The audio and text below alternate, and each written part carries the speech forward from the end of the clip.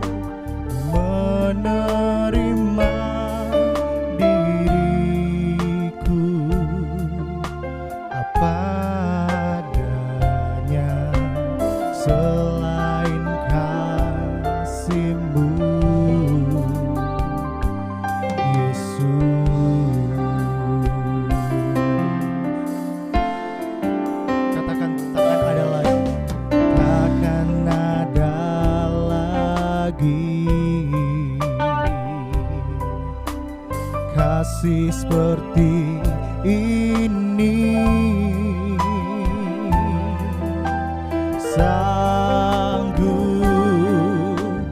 mengubahkan hidupku menjadi baru. Selain kasih-Mu,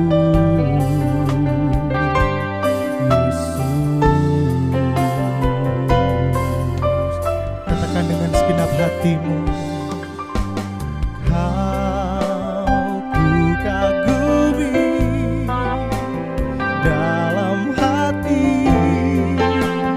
Kasih-Mu tiada duanya. Sampai kini ku akui kasih-Mu tiada.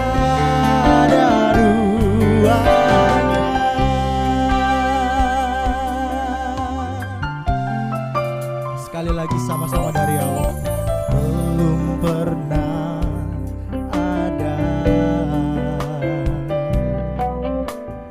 kasih di dunia sanggup menerima diriku apa adanya. Selain kasih-Mu, sebut namanya Yesus. Benar Tuhan Yesus, takkan ada lagi kasih seperti ini, sanggup mengubahkan diriku menjadi baru. Selain kasih-Mu, Yesus,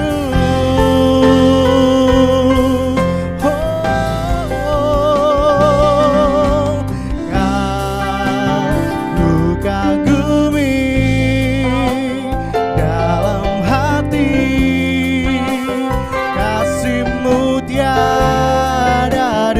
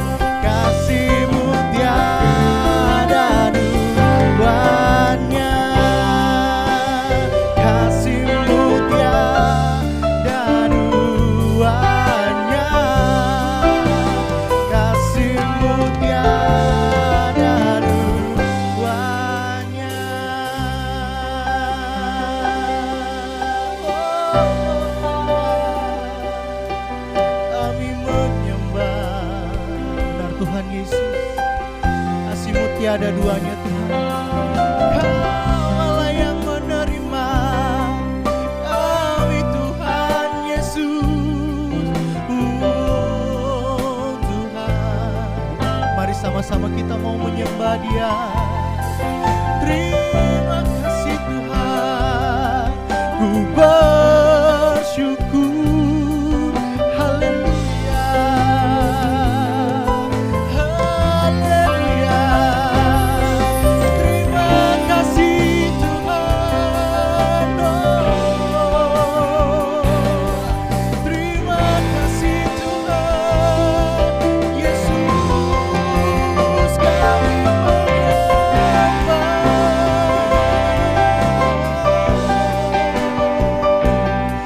kami berikan pujian, hormat kemuliaan hanya padamu. Allah yang hidup, terima kasih Tuhan. Mari jangan biarkan diri berdiam diri, sembah Yesus.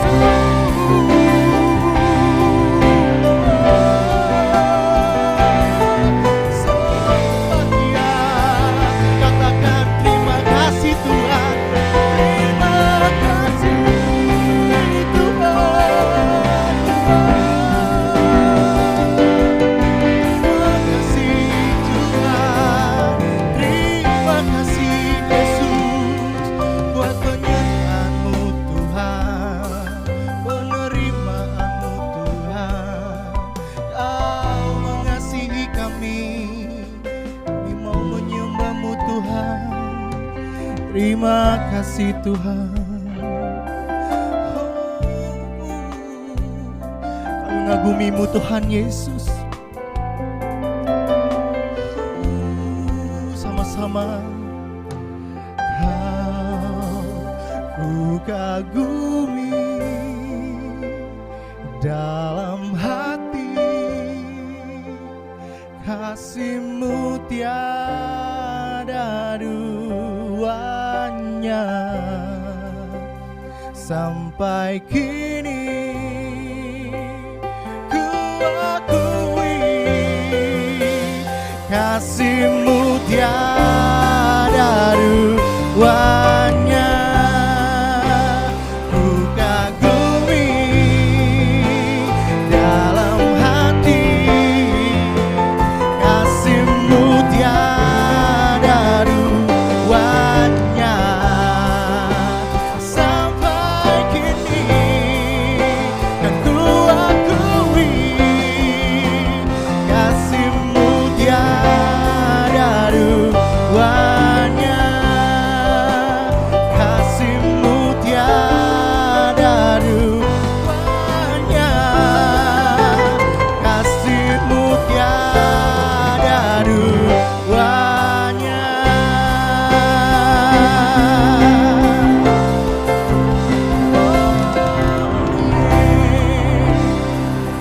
Terima kasih Tuhan, benar Tuhan Yesus, kasih-Mu tiada duanya dalam kehidupan kami Tuhan.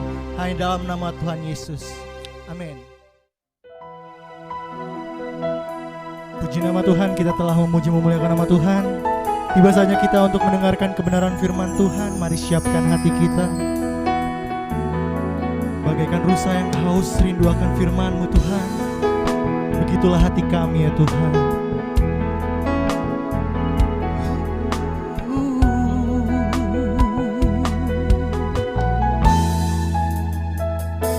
Seperti rusa yang haus, rindu aliran sungai-Mu.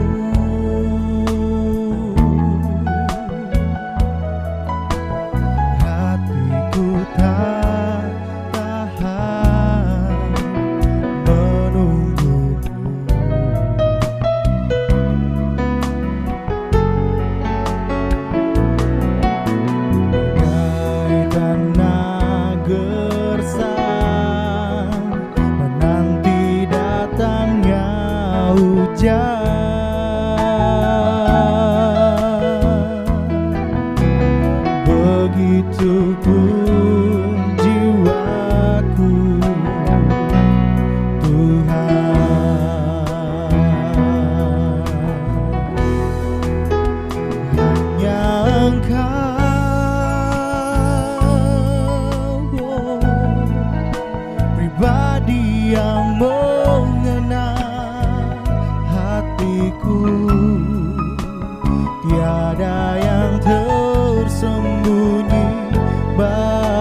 padamu, seluruh isi hatiku Kau tahu, dan bawaku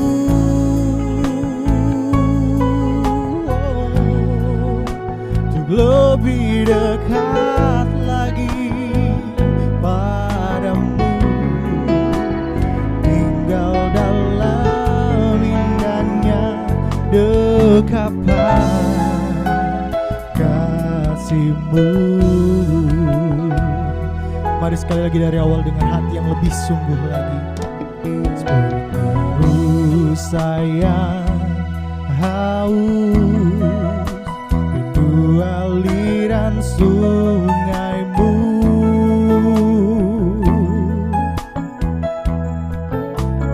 hatiku tak tahan menunggu-Mu. Benar Tuhan Yesus,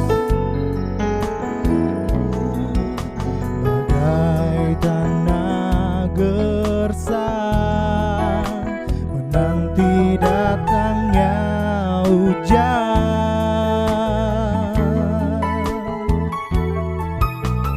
begitupun jiwaku Tuhan. Sama-sama katakan, hanya Engkau, hanya Engkau, pribadi yang mengenal hatiku, tiada yang tersembunyi bagi-Mu, seluruh isi hatiku Kau tahu, dan bawaku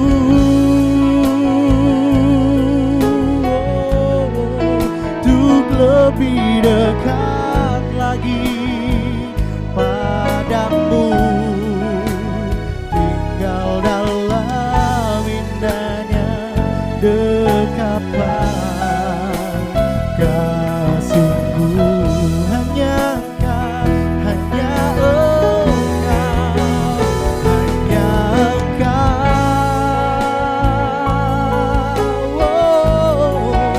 pribadi yang mengenal hatiku, tiada yang tersembunyi bagi-Mu, seluruh isi hatiku Kau tahu, dan bawaku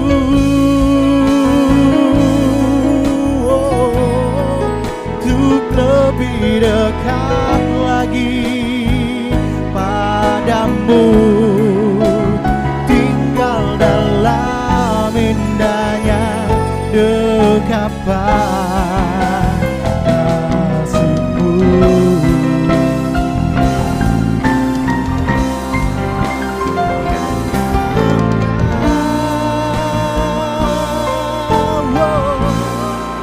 Pribadi yang mengenal hatiku,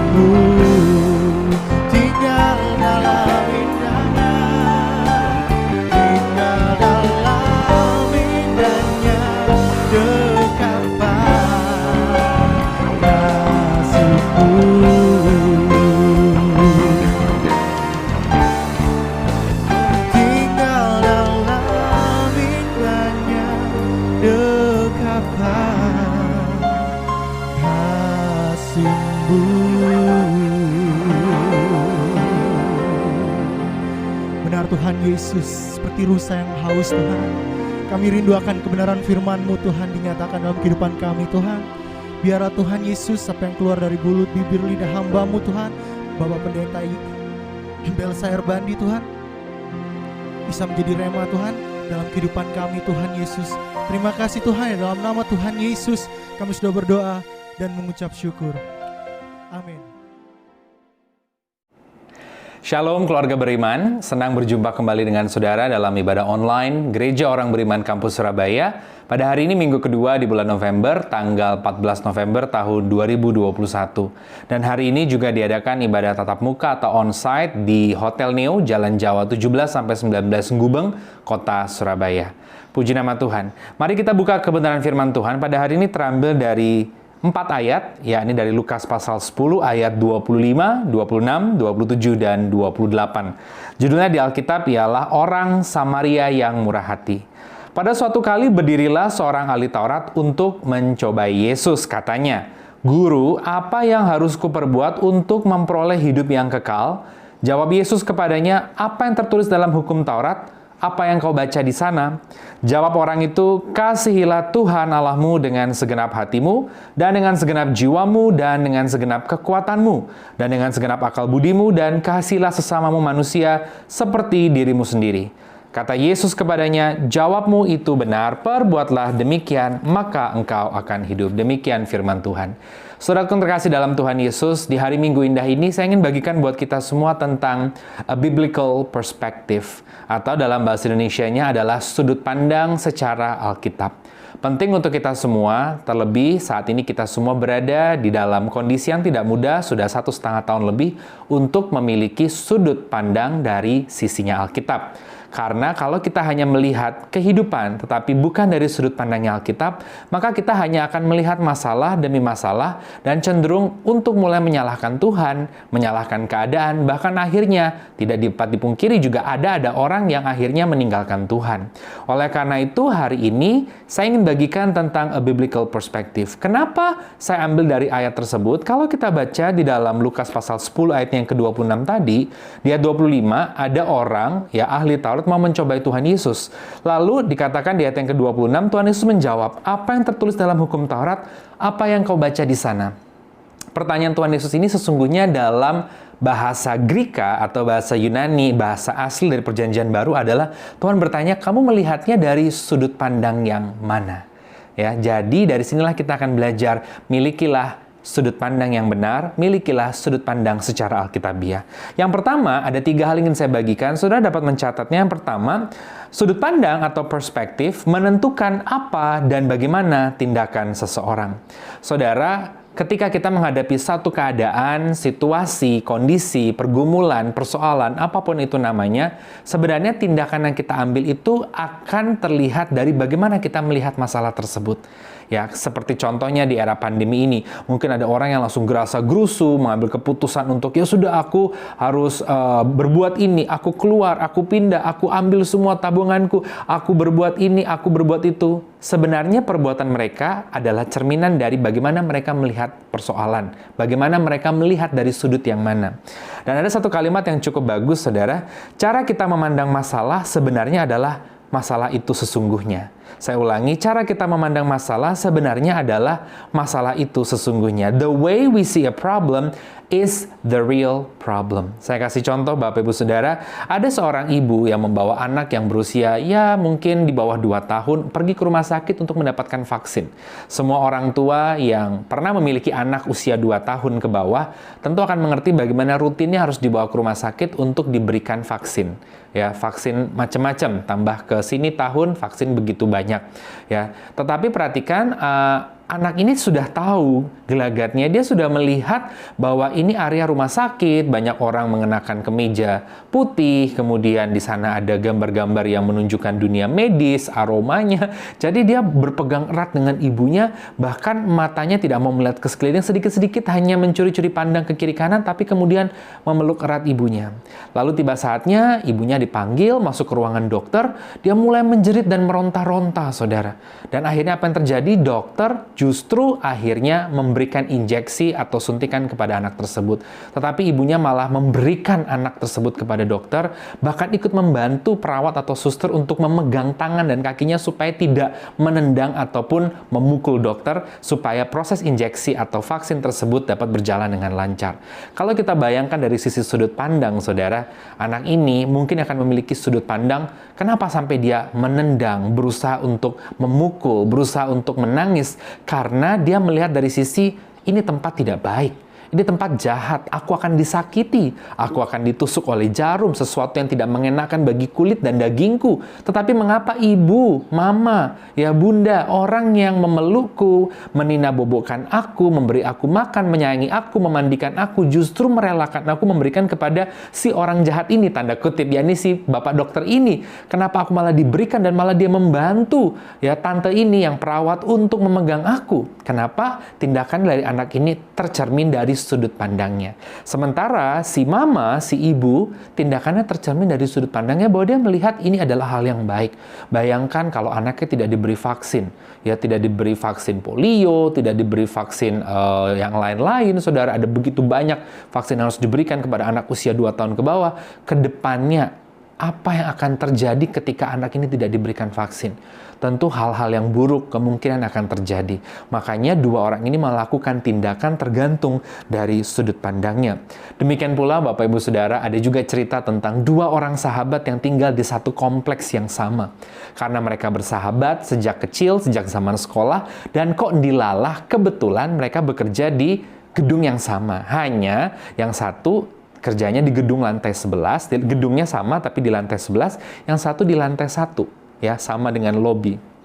Lalu mereka selalu pergi ke kantor bareng, bersama, dengan satu kendaraan. Hari pertama dengan kendaraannya si A, karena tanggalnya ganjil. Hari kedua dengan kendaraannya si B, karena tanggalnya tanggal genap, sekaligus juga menghemat biaya transportasi, dan mereka juga sudah saling kenal.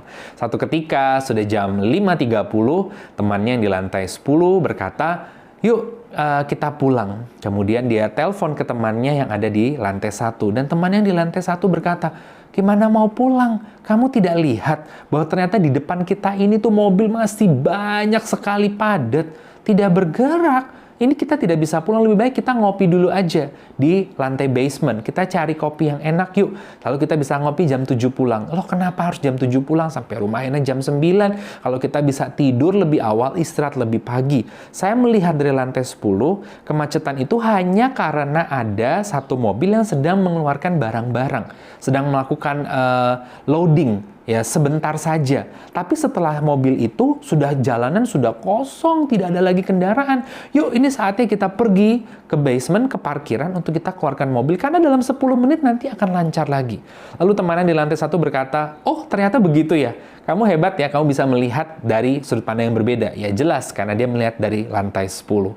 Jadi hari ini saudara, apapun tindakan kita sebagai orang percaya sebenarnya tercermin dari bagaimana kita melihat keadaan. Hari ini bagaimana kita bisa evaluasi, bagaimana saudara melihat keadaan hidupmu. Ketika ada masalah bertubi-tubi, ada tantangan, ada pergumulan dalam ekonomi, dalam keluarga, ada persoalan. Kenapa harus ada keributan, harus ada debat, harus ada... Saudara bisa akhirnya melihat dari sudut pandang, satu sudut pandang, dan dari satu sudut pandang itulah akan tercermin tindakan saudara. Ingatkah saudara tentang cerita 12 pengintai yang pergi untuk mengintai tanah Kanaan? Ternyata datang dengan dua sudut pandang yang berbeda. Sebagian besar memiliki sudut pandang, wah itu tanah diisi, dihuni oleh orang-orang yang gagah perkasa, pertahanannya bagus, kita pasti akan kalah. Sementara hanya Yosua dan Kaleb yang punya sudut pandang yang berbeda yang akhirnya menentukan tindakan mereka. Dan kemudian mereka berkata, justru inilah momen di mana kita harus melangkah maju, mengambil, menggenapi janji yang sudah Tuhan berikan buat kita. Karena kita tahu Tuhan beserta kita. Jadi yang pertama, milikilah biblical perspective atau sudut pandang Alkitabiah. Karena apa? Perspektif itu menentukan apa dan bagaimana tindakan seseorang. Yang kedua, yang saudara boleh catat, oleh karena itu, samakan perspektifmu dengan perspektif sorga. Saya ulangi, yang kedua, oleh karena itu hari ini samakan perspektifmu, samakan sudut pandangmu melihat kehidupan dengan sudut pandang, cara pandangnya sorga. Kalau kita lihat di dalam Yesaya 55 ayat yang ke-8 sampai dengan yang ke-9, demikian firman Tuhan, Sebab rancanganku bukanlah rancanganmu dan jalanmu bukanlah jalanku, demikianlah firman Tuhan. Seperti tingginya langit dari bumi, demikianlah tingginya jalanku dari jalanmu dan rancanganku dari rancanganmu. Saudara bisa melihat dengan jelas ya kalimatnya Tuhan bahwa rancangan Tuhan, pemikirannya Tuhan itu lebih tinggi daripada pemikiran kita. Tuhan kita adalah Alfa dan Omega. Dia adalah yang awal dan yang akhir. Dia bisa melihat awal dari sebuah akhir. Dia bisa melihat akhir dari sebuah awal. Oleh karena itu, saudara, Tuhan pun melihat dari atas sana, dari sorga, semua kejadian hidup ini. Kalau kita hanya melihatnya sesaat, 1 tahun ini berat ya pelayanan sepi, ya toko sepi, apalagi saudara, kerjaan, waduh, perusahaan dinyatakan bangkrut, apalagi saudara, tadinya mau naik jabatan kok dilalah, masuk pandemi nggak jadi naik jabatan, gaji dipotong. Tuhan tuh melihat dari sudut yang lebih tinggi lagi, saudara, dari sorga. Makanya dia berkata, rancanganku itu bukan rancanganmu, jalanku itu lebih tinggi dari jalanmu, dan apa yang kurancangkan itu adalah yang terbaik buat dirimu. Maka dari itu kita harus menyamakan perspektif kita, saudara. Menyamakan seperti perspektifnya sorga. Gimana caranya, saudara, kalau mau sama melihatnya? Ya bukan Tuhan yang iman perspektifnya diturunkan ke bawah, tetapi kita yang perspektifnya dinaikkan ke atas. Dengan cara apa? Iman kita ditingkatkan. Iman tidak timbul begitu saja. Iman yang kecil adalah satu anugerah, gift dari Tuhan. Tetapi ditumbuh kembang besarkan lewat pendengaran oleh firman Kristus. Naikkan level imanmu. Level up your faith. Sehingga engkau bisa ada di sudut pandangnya Tuhan dan melihat dari satu keadaan yang lebih tinggi, lebih jauh, bahwa this is all for the benefit of yours. Semua untuk kebaikan dirimu. Semua untuk kebaikan kita semua. Lukas 22 ayat yang ke-31 mencatat, ini satu hal yang menarik. Lukas 22 ayat yang ke-31, di sana dikatakan, Simon, ya, di sini Tuhan Yesus memperingati Simon Petrus, lihat, iblis telah menuntut untuk menampi kamu seperti gandum. Tetapi aku telah berdoa untuk engkau supaya imanmu jangan gugur. Dan engkau, jika engkau sudah insaf, kuatkanlah saudara-saudaramu. Aduh, kalimat ini cukup keras, saudara. Bagaimana Tuhan sudah tahu bahwa iblis menuntut untuk menampi Simon. Saudara tahu istilah menampi ya? Kalau kita mau menampi beras atau gandum ya, diayak dulu, lalu dibanting, digoncang, saudara, supaya apa? Terpisah. Mana ada kotoran-kotoran, akhirnya terbuang, ya. Kemudian yang tersisa adalah gandum yang baik atau beras yang baik. Simon Petrus harus mengalami seperti itu. Ya, Tuhan tahu loh, dia sudah melihat dari atas. Tuhan tahu, dan Tuhan mengizinkan karena dikatakan, tetapi aku telah berdoa untuk engkau. Bukankah dia Tuhan yang Maha Kuasa? Bisa aja kan dia bilang, iblis nggak usah buat itu. Simon ini adalah muridku, yang harus kulindungi, harus kusupply terus, harus kujaga, harus kunina bobokan. Betul, dia adalah Tuhan yang baik yang memelihara hidup kita, tapi dia juga Tuhan yang mau mendewasakan kita. Orang tua yang benar adalah orang tua yang akhirnya harus mendewasakan anaknya. Memberikan anaknya satu keadaan untuk anak itu belajar mandiri, belajar merangkak, belajar berjalan, belajar untuk survive di satu keadaan memang berat, melihat kayaknya susah, tapi supaya kamu bisa belajar beriman kepada Tuhan, kamu mengandalkan Tuhan, kamu bisa mandiri, berdiri atas kakimu sendiri, akhirnya kamu melihat glory untuk kemuliaan nama Tuhan. Dan Tuhan mengizinkannya, maka dikatakan supaya aku berdoa, Tuhan tidak tinggal diam, tapi dia sudah berdoa supaya imanmu jangan gugur. Dan Tuhan sudah bisa melihat, jikalau engkau sudah insaf, kuatkanlah saudara-saudaramu. Dari sini, saudara, penting untuk kita menyamakan perspektif kita dengan perspektif sorga dalam melihat segala sesuatu. Sebab apa? Perspektif sorga itu yang terbaik. Seperti tadi di lantai 10, tentu lebih baik melihatnya. Lebih bagus daripada kita yang melihatnya hanya sebatas sejauh mata memandang. Itu yang kedua. Yang ketiga, yang terakhir, silakan saudara catat. Cara pandang atau perspektif kita akan sebuah masalah sangat ditentukan oleh pengenalan kita akan Tuhan. Ya, hari ini mulai mengenal Tuhan lebih dalam lagi. Jangan sia-siakan waktu hidupmu, saudara. Kemarin waktu saya mendengar kabar tentang ada artis yang mengalami kecelakaan, saya baru masuk tol juga, saudara. Ya, kan di mobil bersama dengan istri ya. Kalau saya nyetir, istri kan juga lihat social media gitu. Ya, lalu lihat, waduh ada berita. Hani ada berita gitu. Waduh, saya sedih juga dengarnya. Ya, kecelakaan terjadi. Waduh, kaget. Di situ saya disadarkan bahwa ternyata life is short ya. Hidup itu singkat. Tapi bukan masalah singkatnya, saudara. Saudara mau hidup berapa tahun, 100 tahun pun, saudara mau hidup 20 tahun pun, masalahnya sudahkah hidupmu mengenal Dia dan mengerjakan kehendaknya? Itu aja, saudara. Buat apa kita hidup 130 tahun, tapi 130 tahun itu ternyata sia-sia. Kita nggak mengenal Dia. Dan kita tidak mengerjakan kehendaknya. Makanya dalam hidup ini kita belajar, Lord, I want to know you more and more and more. Ya, I want to know you more deep and deeper and deeper. Dan aku mau mengerjakan kehendak-Mu. Let your will be done in my life. Jadilah kehendak-Mu. Dan itu juga berpengaruh terhadap perspektif kita loh, saudara. Orang yang mengenal Tuhan akan melihat perspektifnya lebih bagus lagi. Kalau kita di dalam Markus 10 ayat 17-18, di dalam Markus pasal 10 ayat 17 dan yang ke-18, demikian firman Tuhan. Dikatakan di sana, judulnya di sana itu adalah orang kaya sukar masuk kerajaan Allah. Pada waktu Yesus berangkat untuk meneruskan perjalanannya, datanglah seorang berlari-lari mendapatkan dia dan sambil bertelut di hadapannya ia bertanya, "Guru yang baik, apa yang harus kuperbuat untuk memperoleh hidup yang kekal?" Jawab Yesus, "Mengapa kau katakan aku baik? Tak seorang pun yang baik selain daripada Allah." Maksudnya di sini Tuhan seperti mau mengatakan, kamu tuh nggak sungguh-sungguh kenal aku kok, moro-moro tiba-tiba kamu datang dan bilang, Tuhan, kau Tuhan yang baik, guru yang baik, kamu adalah orang yang baik sekali gitu, tapi belum mengenal banget gitu.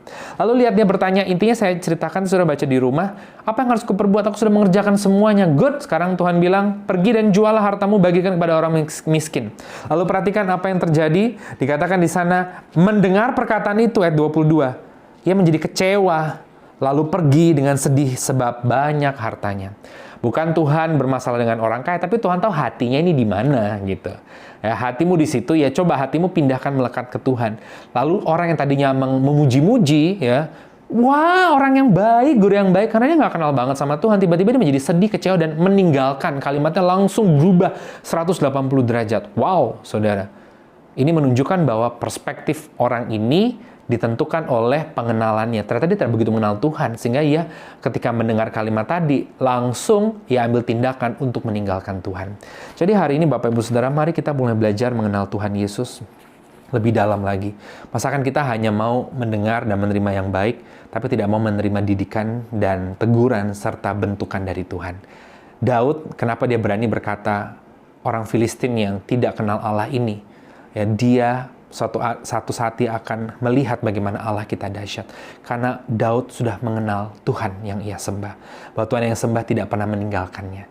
Makanya dia melihat masalah Goliat besar dari sudut pandangnya Tuhan. Bahwa ini adalah momen di mana Tuhan dapat menyatakan kekuatan dan kejayaannya. Puji nama Tuhan, saya sebutkan firman Tuhan hari ini buat setiap kita. Yang pertama, perspektif menentukan apa dan bagaimana tindakan seseorang. Yang kedua, oleh karena itu samakan perspektifmu dengan perspektif sorga. Dan yang ketiga, perspektif kita akan sebuah masalah sangat ditentukan oleh pengenalan kita akan Tuhan. Amin. Kita berdoa. Terima kasih Tuhan untuk firman yang dibagikan, meteraikan di dalam nama Tuhan Yesus. Berkati setiap jemaat yang mendengar dan menonton program ini, dijamah, dilawat, diberkati Tuhan. Kami doa Tuhan buat bangsa dan negara kami Indonesia, pemimpinnya, penduduknya, setiap program pemerintah ke depan secara khusus vaksinasi, Tuhan Engkau memberkati. Kami juga berdoa buat mereka yang terpapar Corona, Tuhan sembuhkan. Kami berdoa buat tenaga medis, semua orang yang di garda terdepan, Tuhan proteksi. Kami berdoa buat setiap pengusaha, karyawan, dan tenaga profesional yang terdampak karena pandemi ini, Tuhan pulihkan. Kami berdoa buat gereja Tuhan dan jemaat Tuhan, secara khusus gereja Orang Beriman Kampus Surabaya diberkati. Dan terpujilah namamu kekal selamanya. Sebelum kami akhiri ibadah kami pada hari ini, kami semua ingin terima berkat dari Tuhan. Mari saudara angkat kedua tanganmu, arahkanlah pandangan hatimu ke hadapan Tuhan, dan terimalah berkat Tuhan. Kasih dari Allah Bapa di sorga, penyertaan cinta dan damai sejahtera Shalom dari Tuhan Yesus, serta persekutuan yang manis dengan Allah Roh Kudus menyertai kita semua hari ini sampai Maranatha dalam nama Tuhan Yesus. Haleluya. Amin.